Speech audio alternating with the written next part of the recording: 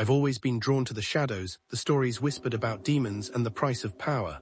A man, unnamed and unimportant, met a tall figure in a velvet coat, with eyes glinting like black mirrors, who offered him a deal. A drop of blood in exchange for impossible things. I felt a chill as I thought about what I would give for one more year of health, for a glimpse of fame or the silence of my creditors. The stranger showed me a blade, elegant and old, with a promise: only what you can afford, a portion of yourself, a tribute, not gold nor silver.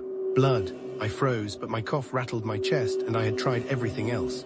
The voice whispered from the shadows, quoting some unholy scripture: "In the beginning was the blood, and the blood was the bond." I made the pact, and the following morning, I awoke with lungs that no longer burned, skin that no longer itched, and a vigor in my step that hadn't been mine for years. I returned to the meeting place, and each time the figure awaited me without fail. No words were exchanged beyond ritual. I would draw the blade myself, and the chalice would be offered. A few drops of blood, and then health, strength, coin.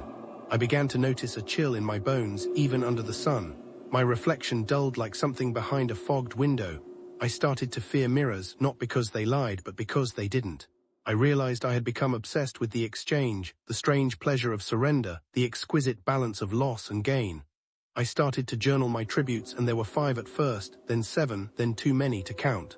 I began to see others differently: the worn-out cashier with empty eyes, the old man talking to himself on the train, the mother who smiled while her children screamed and tugged. They were all being drained.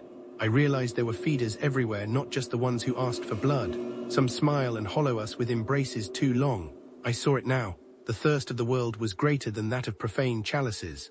The creature stepped forward, and the candles flared with a sudden unnatural wind.